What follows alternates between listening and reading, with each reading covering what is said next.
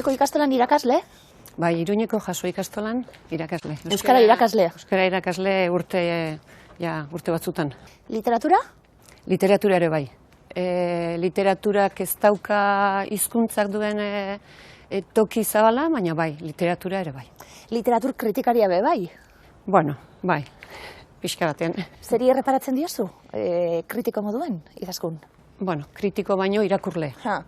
Zeri erreparatu, lehendabizi eta orokorrean gustatu ala ez, gustora irakurri ala ez, emoziorik transmititzen ote duen, ailegatzen ote den, pertsonaiek ere zen nolako indarra duten, horri guztiari.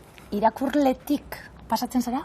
Idazle izatera, momentu baten Unedeko, Bergarako Unedeko idazle eskolan izen emon da. Bueno, saritxu batzuk eta irabazita aurretik be bai. Ondoren. Ondoren, gero.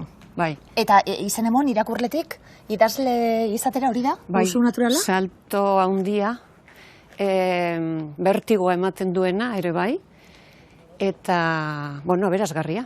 Nor etorriko zaigu, gero, gurekin berba egitera? Ba, etorriko zaigu ere irastortza, Bergarako idazle eskolako zuzendaria.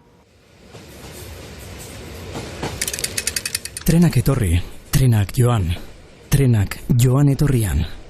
Jendea ekarri, jendea eraman, jendearen bizitzaren dantza, dantzarien bizimodua hobetu beharrez. Izasun argazkia zeuria? Bai, argazkia Azalekue? nirea da, bai. Bai.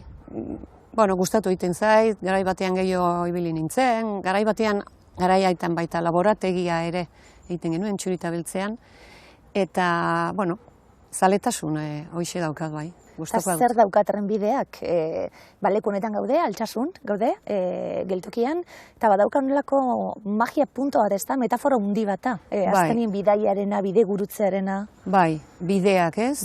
Bideak, trenbidea izan, bide berria errepidea izan, zubiak, ez? Zubiak ere garrantzitsua dira elementuak, edo korapiloak, trenbidean ere badira korapiloak, elkartu edo bereiztu egiten dira errailak, eta ekarri eta eraman.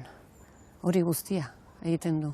Joan eta etorrian ibiliko dira pertsonaiak, korapiloetan nahastuko dira gainera, 10 narrazio, baina ibiliko dira pertsonaia batzuk, narrazio batzuetatik eta besteetatik, bueltaka.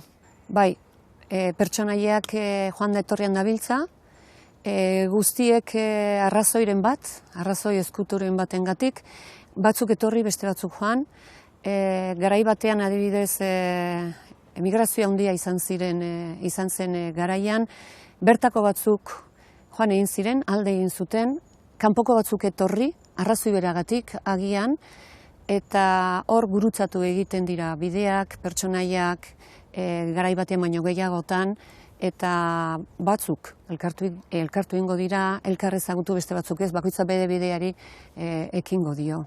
Kronologia bat jarraituko dugu, historioetan zehar, 1908 urtien hasita, gaur eguneraino, iaia, zezberdintasun ez da, gaur egun bidaiatzen dauden launeskekin, guztiz bat egiten dugulako, zer den guretzat bidaia esate baterako. Zer den guretzat trena eta zertzen, ez da? Joan etorri horiek batzutan, joan beharra eta etorri beharrak izan direlako, hori oso ezberdina da. Bai, oso desberdina da, eta aipatu duzun azkeneko narrazioa, 20. mende bukaeran girotua dana, modernoena dana, hor launeska dira, ez? Trena hartu, baina zubia da, lau egun festa, eta orduan Madrilera joango dira. Lehendabiziko narrazioan berriz, 1908an girotutako hortan, emakumezko bakarra da etortzen dana, eta hemen, garai batean zegoen baino etxera, etorriko dana, bakarrik, eta garai hartan emakumezkoa eta bakarrik bidaiatzea etortzea naiz eta senarraren baimenaz izan.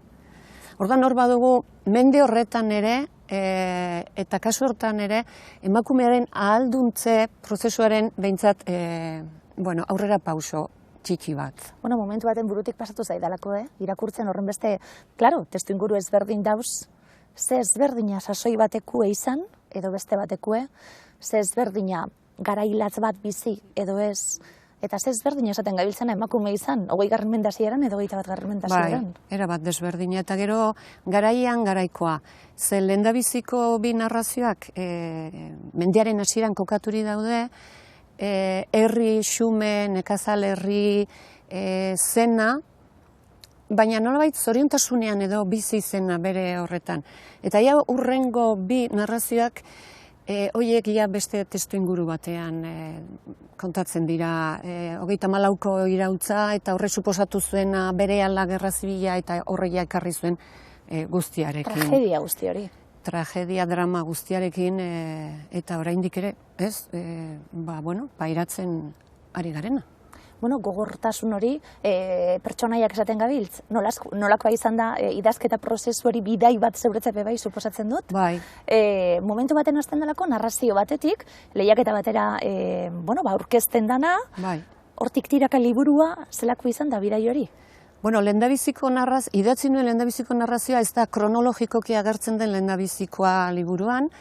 Izan zen San Juan Berde, 70ko hamarkadan girotua dagoena, eta hori izan zen, Bergarako idazle eskolako graduondoko azkeneko lana. Eta gero etorri ziren besteak, eta etorri ziren nolabait unibertso hori sortuta eroso sentitzen nintzelako eta pentsatu nolako aberasgarria zela. Eta zergatik ez aprobetxatu eta unibertso horretan bertan eta kronologikoki, historikoki ere gertatutakoak ere bai kontutan hartuta eta pertsonaiek bizi izan behar zutena, isildu, sufritu, gozatu, zergatik ez, horiek ere deskribatu eta kontatu. Altxuondoko unibertso hori? Bai, altxuondoko unibertsoa eta atrebentzia handiz, makondo, ondo, baina bestela ere, alegiazko ingurua da, Kalaportu edo bezala, ze ez du hartzen bakarrik Altsasu herria zena edo dena, baizik eta inguruak ere bai.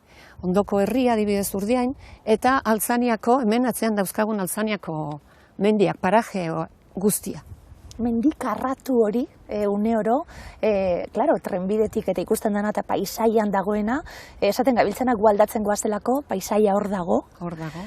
Mendikarratu hori, maletakarratu horiek, bai. Maletak zemat aldatzen dien be bai, Bai. Eta maletatan sartzen duguna.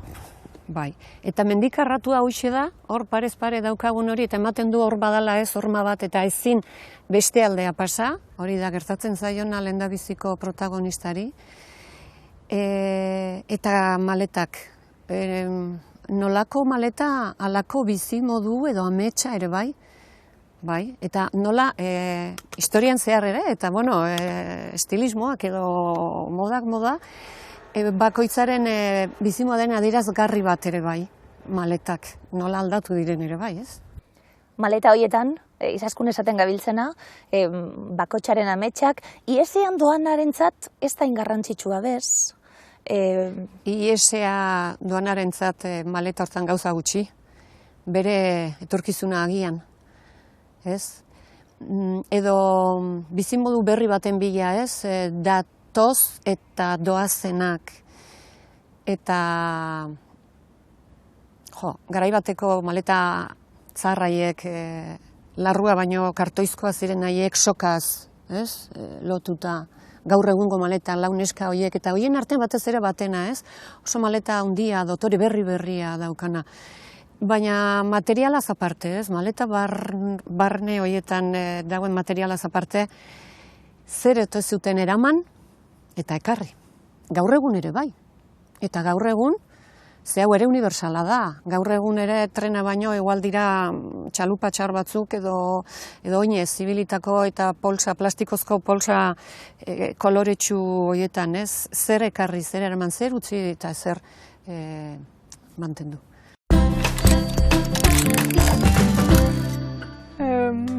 Nik gaur Alicia Jabararen liburu bat aurkeztuko dizuet. Liburu hori komiki bat da eta idazlea frantsesa da. Liburua Celle qui parle deitzen da. Eta Malintxeren ipuina edo historia kontatzen digu. Komiki hori zati txikitan zatitua da.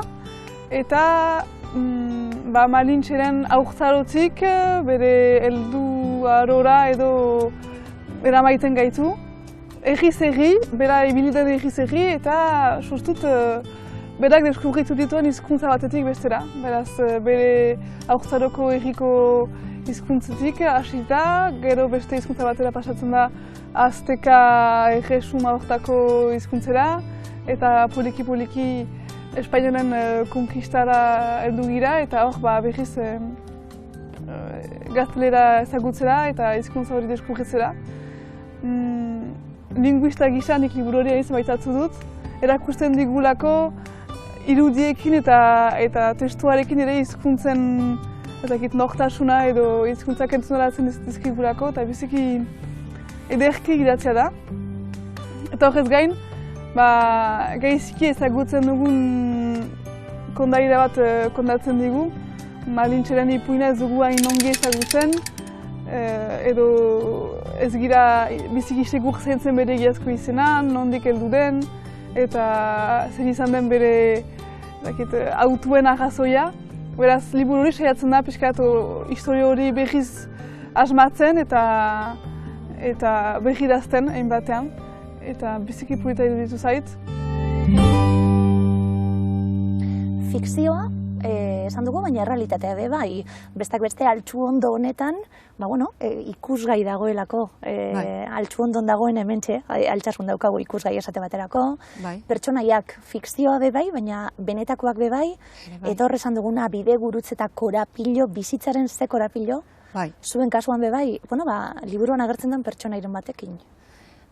Bai, bigarren atalean, 34ko iraultza gerra zibila eta gerra ondorengoan, hor bada pertsonaia bat alde egin nahi ez duena. Naiz eta lagunak erabat bakuiatut segi aldemendik Miguel eta berak esaten dio, ez galdetu egiten dio, baina zergatik alde egin behar du, nik ez dute zer egin. Zenbatek ez ote zuten hori esan, eta kasu honetan fikziozkoa da Miguel, baina momentu batean bere lagunak aipatu egiten dio, bai behiratu eta orduan herriko beste pertsona batzuen izenak benetan historikoak eta orduan pairatu behar izan zutenagatik aipatu egiten die alkatea dela, ez dakiz zer dela, eta esaten dut, bera zure aldamenekoak ez, zure bizilagunak Eloi eta Isidro non daude. Eloi eta Isidro benetan bizi izan ziren, gure aitona zenaren anaiak ziren, eta, desagertuak. Desagertuak izan ziren, note daude zure aldamenekoak.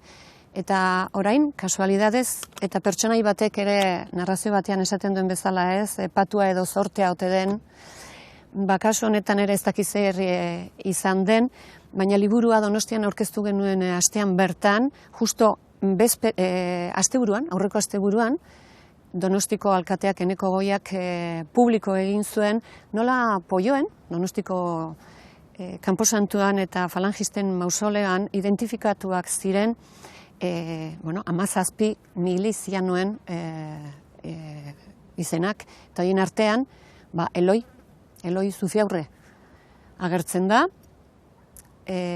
orain badakigu non dagoen, ez dugu jakin orain arte, naiz eta bila aritu, baina oraindik falta da naia Isidro, ez daukagu horren berririk. Esan duguna, momentu baten aipamen txiki batana, fikziozko pertsonaia bati, esateko aldegin behar hemendik, hemen jendea, alde egiten eta desagertzen da bilelako, eta bazauen osaba, eta agertu da. Agertu da. Memoria txiki hori bai, pintzeladaka, izaskun sartu duzuna, narrazioetan, helburua zein izan da bai, hemen egongo dalako, dokumentazio bat, egongo dalako, intentzio bat bai. Bai, oso kontzientea izan da, asmoa ere izan da memoriari leku bat ematea, naiz literaturan, fikzioan tartekatuz, eta dena dokumentatua dago, dena agertzen diren datu, izen, gertakariak dena dokumentaturi dago, eta pentsatzen dut gainera beharrezkoa den gauza badala ez, oraindik ere.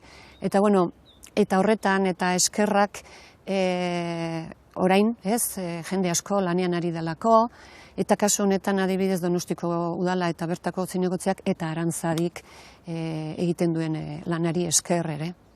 Eta literatura, esan duguna beste era bat, boni guztiari buelta bat emoteko, ez da? Bai, ze literatura da, irakurtzeko eta nahiko nuke gozatzeko, sentitzeko narrazioak ere izatea, emozioak ikutzea, baina oinarri batean ere kokatuak. Uste dut hori ere garrantzitsua dela. Eta agian baita lezio bat ere izan daiteke ezagutzen ez duenarentzat. Hori ere bada ez, eta gure esku dago transmisio hori egitea. Eta isiltasun, behartutako isiltasun hortatik, edo aukeratutako, edo zein arrazoia dela, aukeratutako isiltasun horretan ere laguntzeko bidea ematea. Osotasun bat, esaten gabiltz, narrazio guztien artean, liburuak, hasieratik amaierara zentzu oso bat daukalako, naiz eta ipuinak izan, eta ipuin bakoitza be, irakur daitekeen hasi eta amaitu. Bai, irakur daitezke independenteki, baina, hobe kronologikoki irakurtea, badago ari bat, ez? Eta ari hortan, soka hortan, batzuetan oreka ezin mantenduz, badira pertsonai batzuk, sartu, tatera, joan da etorrian dabiltzanak. Orduan, eta, uste dut erek ere, berak idatzi zuen hitzaurrean esaten du ez, eleberri moduan ere irakur liteken testua dela. Guztiok daukagu zor kontatua, pertsonaia xumeak, etiketasko jarri direlako, xumeak galtzaileak normalak? Normalak, oso gureak ez, gugeu, zergatik ez? Garai batean edo beste batean, garaiak karriko digun edo kenduko digunarekin batea. Pertsonaia anonimoak, baina unibersalak ere izan daitezkenak, ez? Tokian tokikoa kontutan hartuta, bai. Ez da behar eroirik. Azkena, Eider Rodriguezen eraikuntzako materialak, hasi eta nabaritu nun barruan gauza batzuk muitzen zizkidala, nik muitu nahi ez ditunak eta utzi egin nuen. Oraingoz ez naiz liburu hori irakurtzeko gauza. Hamnet novela Maggie O'Farrell, Irlandarrak idatzitako novela zoragarria da, hau ere, fondo historiko batekin, Shakespearen eta bere familiaren gertaera jakin baten garapena egiten duelako, bere seme Hamneten heriotzaren inguruan. Novela zoragarria, sekulako sostengu antropologikoa ere islatzen duena. Heroien oso aurkakoa naiz, heroiak izatearen oso aurkakoa naiz, dena den panteoi bat daukat, eta panteoi horretan idazle, artista eta kirolariak eta disiplina ezberdinetako jendea dago. Panteoi horretatik ere jeistea oso erraza egiten zait, ez dut inor jainkotzat hartzen, baina bat aukeratu beharko banu, ez bakarrik idatzi duenagatik, baizik eta pertsonaia bere osotasunean ulertuta nik William Burroughs aukeratuko nuke. Entzun nire azken hitzak alde guztietan. Entzun nire hitzak mundu guztietan. Entzun zuek guztiok, lurreko kontseilu sindikatu eta gobernuok. Eta zuek komunilun batean egindako itun zikinez babestuta, zeuona ez dena urrupatzen duzuen potentziok.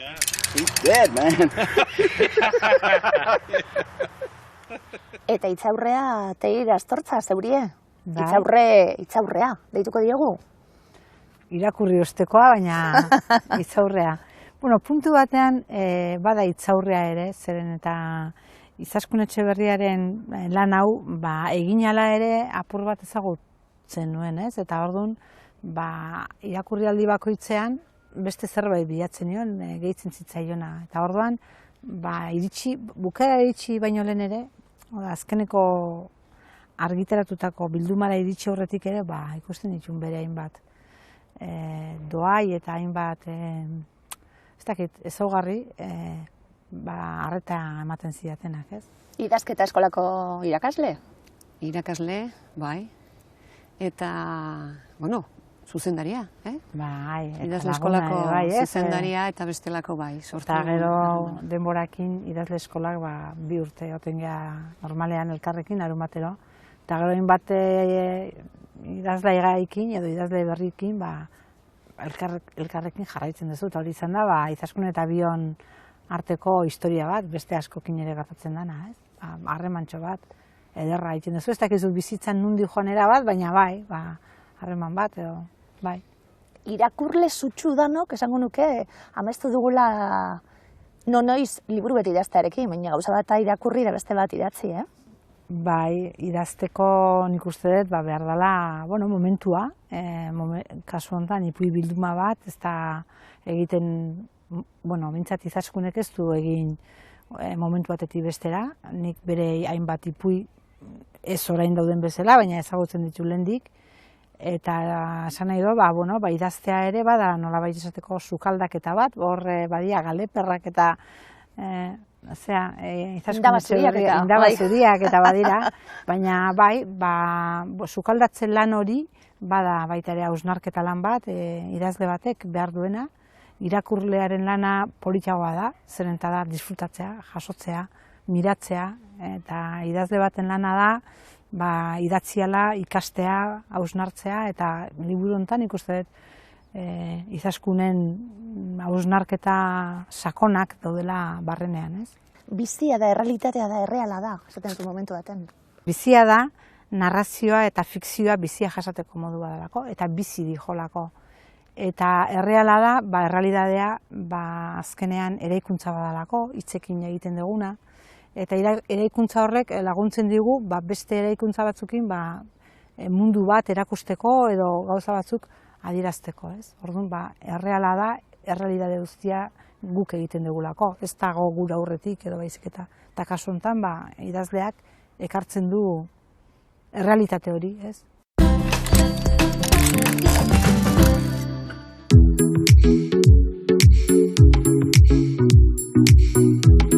Bueno, Silvia Fernández liburutegian sartu zen lehenengo liburua, Simone de Beauvoirren El segundo sexo liburua da.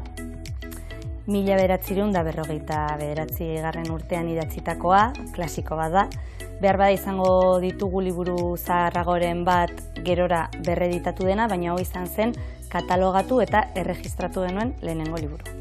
Bueno, hilabete honetan Lisipe kolekzioaren azkeneko nobedade hau ailegatu zaigu.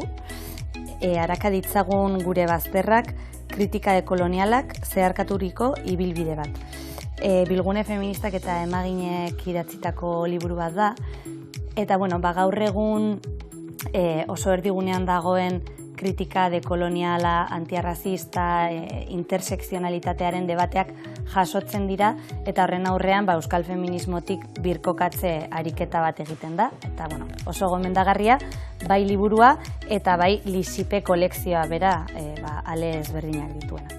Zaila izan da bat aukeratzea, baina erabaki dut Desierto Sonoro, Valeria Luiselirena aukeratzea, kainan egin genuelako liburutegian liburu erakusketa bat eta boletin monografiko bat bidaien inguruan. Bai emakume bidaiariak edo bidaiak daukan esanahiaren inguruan. Eta liburu hau asko gustatu zitzaigun, urte batzuk ditu, baina batez ere jorratzen dituen gaiengatik. Dela Ipar Amerikako jatorrizko herrien genozidioa, migrazio krisiak, eta tartean ere familia harremanak, bikote krisia, eta irakurtzen dut arrazoi askorengatik eta momentu bakoitzean arrazoi ezberdinengatik. Batzutan nire burua lasaitzeko eta nire barrenekin konektatzeko, beste batzuetan formatzeko edo galdera ezberdinei erantzuna bilatzeko, obligazioagatik batzutan, lanarengatik, entretenitzeko eta nire marko mentala zabaltzeko. Gurasoei eskainita, ez dugu esan lehen, Izaskun herria utzi behar izan duten guzti ankerkeria jasan behar izan duten guztiei.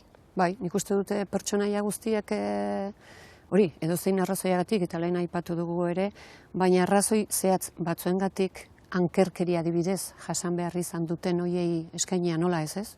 Eta haiei zor diegu, pentsatzen dut, oraindik ere zor diegu asko. Eta herria utzi behar izan duten, eta oraindik ere gertatzen ari da, ikusten dugu egunero, herria utzi behar izaten duten hoiei, eta bai, gure gurasoei, nire gurasoei bai. Egin dugu gogo eta bai, Tere, gurasoetatik zemalabetara, ze aldaketa. Belaunaldi baten, desango dugu, da zehaztuko dugu ametatik alabetara, esate baterako, eta ze aldaketa. Noski, nik ez dakit, ez dut beste ezagutzen Izaskunen familia inolaz ere, enezelako ez da bere herrikidea ere, baina esango nuke gure aitea amak, nire adinekoak, orain 90 urtetik gora izango zituzketen, isilik bizitzen ohituak direla, ez? Eta esaten zuten hitza oso justukoa dela. Orduan zuk igarri bartzen nuen, hitzen azpian murgil eginda igarri bartzen nuen munduen horakoa da, ez? Sentidu hortan, esaten ez den guztian dago bizitza, eta horregatik esaten nuen baita ere, Izaskunen doaia ez dela pertsona bat modu egokian hizketan jartzea, baizik eta baita ere, berak pertsonai hori osatzeko erabiltzen dituen elementu guztiak, txikiak eta handiak, arropak, urratsa nola ematen ditu, nola begiratzen dion beste pertsona bati, ze maleta daraman, ze aulkitan eseritzen den, ez? Eta hitzen azpian. Oso txarra nahi ni hau nabaritzen, baina haize asko daude bai, ego haize asko. Gaur gustora gauzen, ez dakit ego haize badau edo. Ego haizeak jotzen duenean, lehen esaten zuten ez, ego haizea ero haizea. Kontuz. Eta baita iparra haizea ere sartzen denean, horrekin ere kontuz, baina beste zentzu batean. Eta narrazio askotan, haizea ere pertsonaia da. Badu funtzio bat. Eta batean emakumezko bat bultzatu egiten du, bere erabaki zail bat hartzen.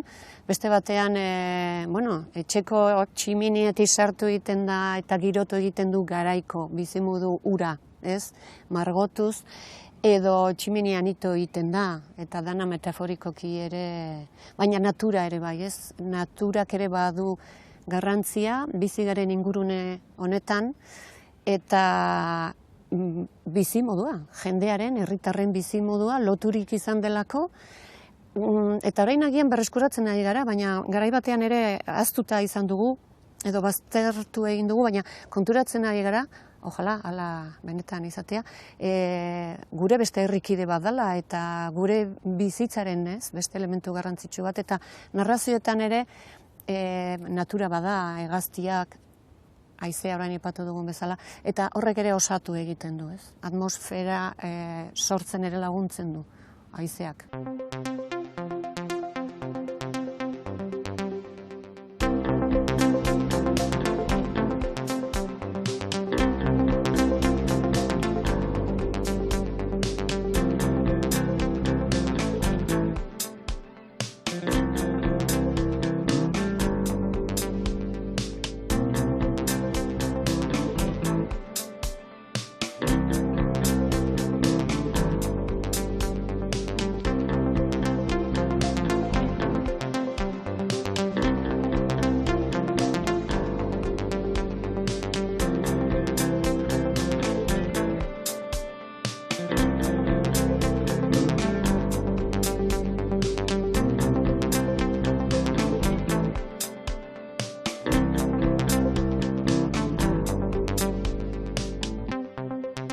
Tere ezberdina irakurle begietatik, claro, lagun begietatik, oso garrantzitsua da bai, beste maitasun bateaz, irakasle izan da bai, zelan irakurri duzu, Izaskun liburua?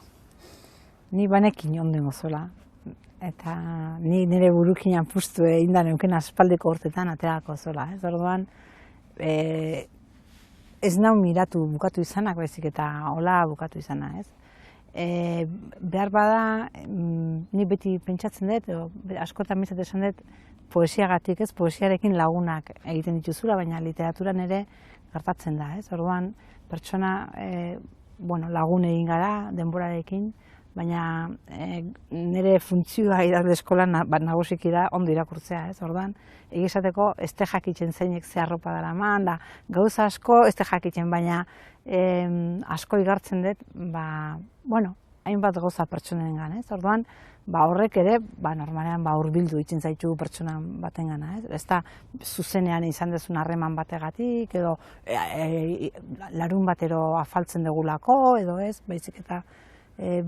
zerbait igartzen dezulako, ez? Kasu honetan idazle bezala, zer egin dezakeen pertsona batek, ez? Eta niretzako, poza handie da, noski, denborarekin, eta liburu eta idazketaren bidez, lagunarte bat egin izana.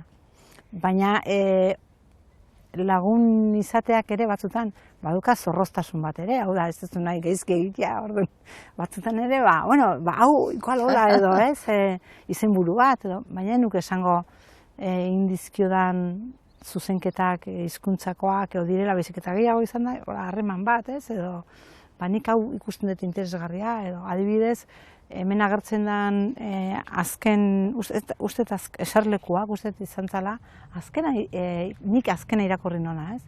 Eta irakurri nuenean, izugarri danak ezagutzen ditu, baina askotan irakurriak neuzkan. Baina hau irakurri nuenean izugarri unkitu nintzen. Osea, izan zen emozio berezi bat, ez? Eta beste guztia ere, hobetogo ulertzen bere idazketa modua, ez? Baina baita ere niretzako nahi nuken bere behaketako modua, ez?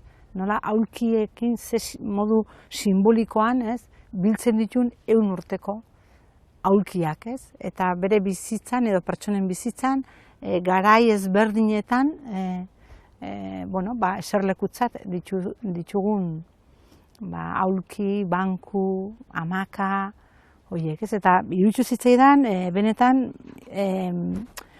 holako, ez dakit, dardarizo bat sentitu nuen. Eta esan nion gaina, ez? Eta horrekian ere espektatiba guztiak gainditu ere egin zituen. Akuilu zintzoa izan da, eta eserlekuak narratzea irakurri zuenaren orduan ja egurra eman zian. Agustin Arrietaren azken novelan, goizetan 4 lagunek hitzaldi desberdinak entzuten dituzte, baina ilunabarrean, mahai baten inguruan bilduta, haiena da hitza. Elkarrizketa formatuan idatzitako testua da. Aforismoen, hau da, hitz gutxirekin asko adierazteko esaldien bidez, Ekaitz Goikoetxeak isiltasuna, heriotza zein bizitza bezalako gai potoloak jorratu nahi izan ditu. Baloia zulatu zaio eta gorila txiki haserre dago. Samuel Gonzálezek idatzi eta Gustavo de Simonek ilustratutako ipuin honek umeak erlatibizatzen ikasteko asmoa du. Idazleek fikzioan zein saiakeran edo kazetaritzan orrialde asko eskaini egin diote isiltasunari. Aurtengo zinemaldian, duela gutxi, adibidez, Juliette Binochek Donostia saria jaso zuenean isiltasun konpartituaren gonbidapena luzatu zuen. Iazko 111 akademiak Eider Rodriguezi eman zion, saria eraikuntzarako materiala liburuarengatik. Rodriguezek ere 40 urteko aita eta alabaren arteko isiltasunari eskaini zion. Duela hilabete batzuk ere, Alberto Arande Aranek, ariketa ederra egin zuen. Jarraitu dezagun. Jarraitu dezagun paperean zein pantailan, lainoa artean gorderik beharturik dagoen isiltasun hori partekatzen.